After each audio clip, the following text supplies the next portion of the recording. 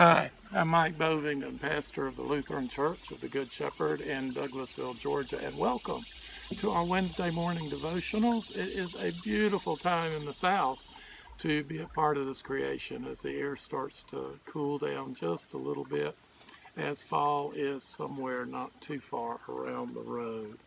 This morning we're going to talk about one of the most beloved hymns of the Christian faith. One you know the tune, and you probably know the words by heart, Amazing Grace, written by John Newton.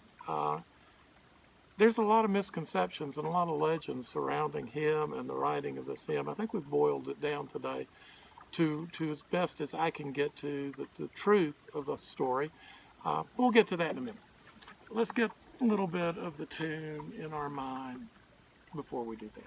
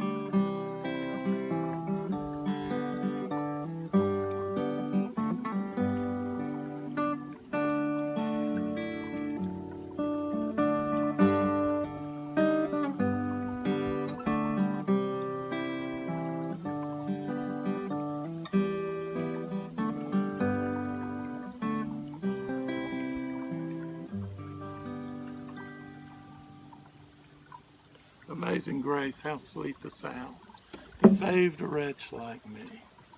I once was lost, but now am found, was blind, but now I see. John Newton was born in 1725 in London to a Puritan mother and a seafaring, often gone father. His mother died 2 weeks before his 7th birthday, and his father had no real concern about faith or anything like that. But he did take John to sea at the age of 11. When John's father retired, he was left alone at 19 years of age, and he went and he found a mentor and a teacher to learn the seafaring business, and he fell in love with a woman named Mary. One day when he was visiting her, he was kidnapped. He was kidnapped by a gang of sailors, and he was pressed into service in the British Royal Navy on the boat the Harwich. When he later learned that the Harwich was preparing to embark on a 5-year around-the-world journey, he tried to desert, although some of the sailors caught him, dragged him back to the ship, they flogged him, and they demoted him. Without any hope left, he considered suicide. Later on, he was serving on the Pegasus, which was a slave trading ship. Newton didn't get along well with the crew, and they left him in West Africa with Amos Clow. And Amos Clow was a slave trader also. Well, Clow gave Newton to Clow's wife, Princess Pay, who was African royalty, and gave him as a slave to her, and she treated him rather vilely. And this time he's only 23 years old. His dad asked another sea captain to try and track John down, and he did. And they found John and they got him freed, and they're traveling back to London. During the voyage home, off the coast of Ireland, the ship was caught in a tremendous storm, and Newton prayed to God. He remembered some of the teaching of his Puritan mother. And during his prayer, or after his prayer, I don't know which, but somehow when the boat shifted in the storm and it had a hole in the hull, H-O-L-E and the H-U-L-L, some of the cargo shifted and it filled in that hole, and the boat was able to float to safety. John Newton took that as a mark of Christ's presence, and he marked that as the day of his conversion. Now, his definition of conversion and mine, we're going to talk about that.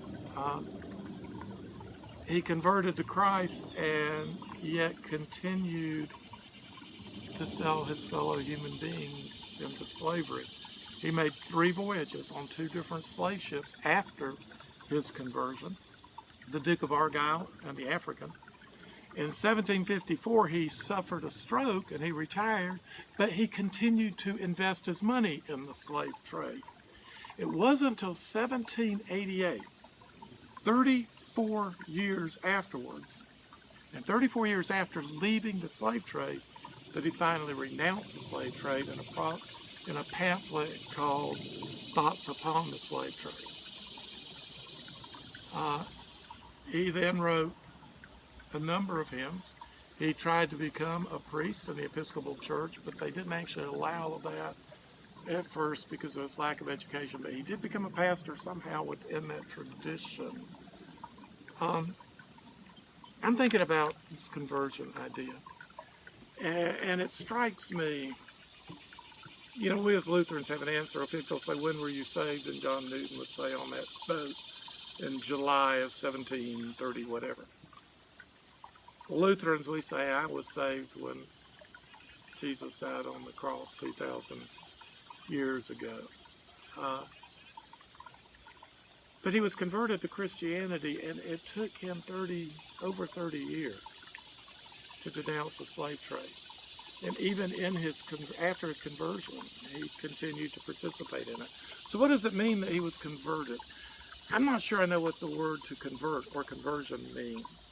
I think it probably means something different for everybody. I was born into the church. I was baptized. I think I was probably just 8 months old or less. I was baptized. I was born in August, baptized in October, so I was less, much less. My life has been a process of conversion. I am not the faithful person I want to be, but I'm not the faithful person also that I used to be. And I wonder if conversion's rather than an event, more of a process. We have a big word for it in the church called sanctification, becoming more holy. Maybe that's not even the word. Maybe stepping deeper into holiness, holinessification. Holinessification, that's a new word. I just created it. We're going to use it at some point in time now. How about that? We create a new word. Maybe it's not that we are converted to faith. Maybe it's that where there was little faith, our faith grows. And it gets bigger and bigger. And as our faith gets bigger, it becomes less about me and more about this world and the others around us.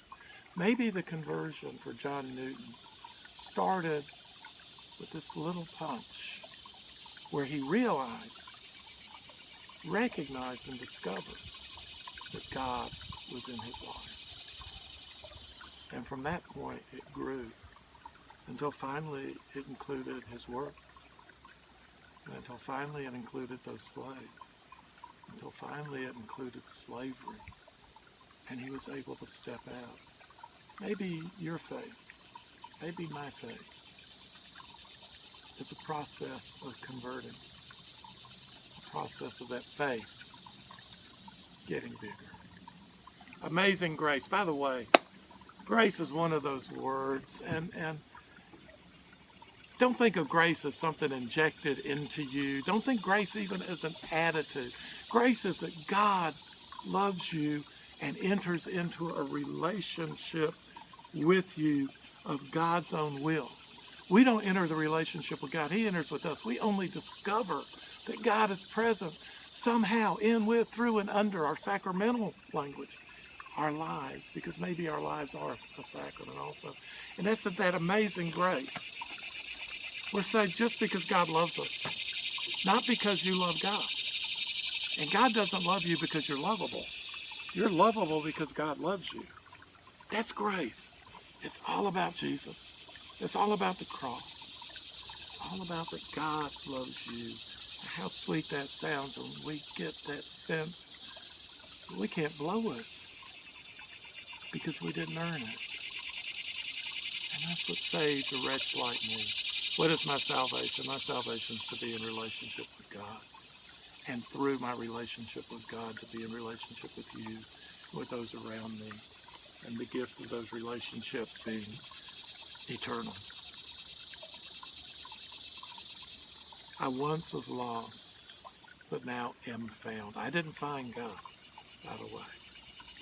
God is still finding me. I was blind, but now I see. I see a little bit better than I used to. I hope tomorrow I'll see a little more clear, too. You see the process. And that's a prayer for all of us. It was grace that taught my heart to fear. And by the way, when folks talk about the fear of God, it's really the awe of God. It's not that we're afraid of God.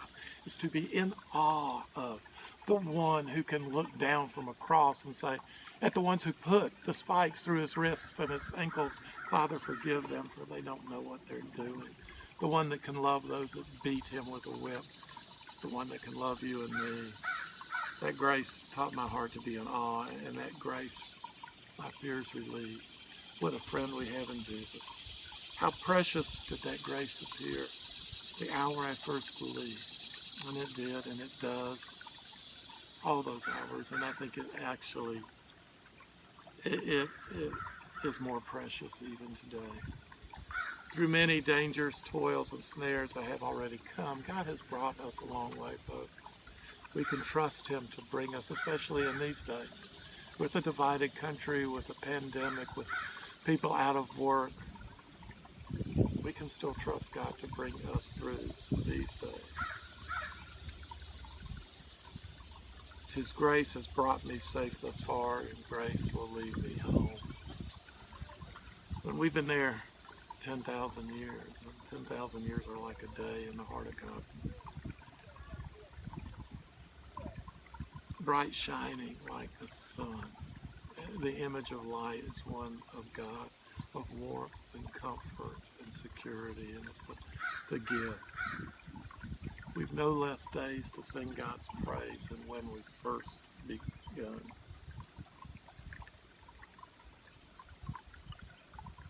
The Lord has promised good to me.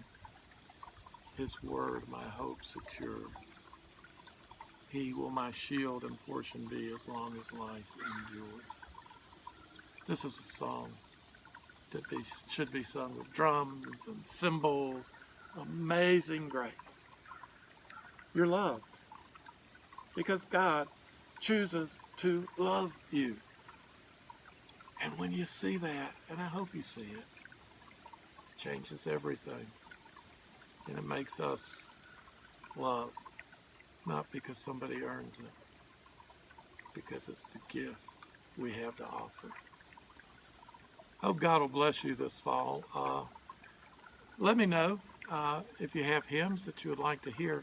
Also, as it comes to this tune, I'm going to try and include, if I can, on YouTube in the description, and if I can't, at least on Facebook in the comments, I will leave a link to my favorite version of Amazing Grace, done by one of the greatest guitarists of our generation.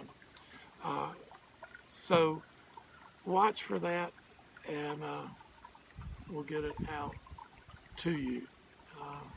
And God bless you. Take care. Know that you're loved. Amazing Grace. Thanks be to God.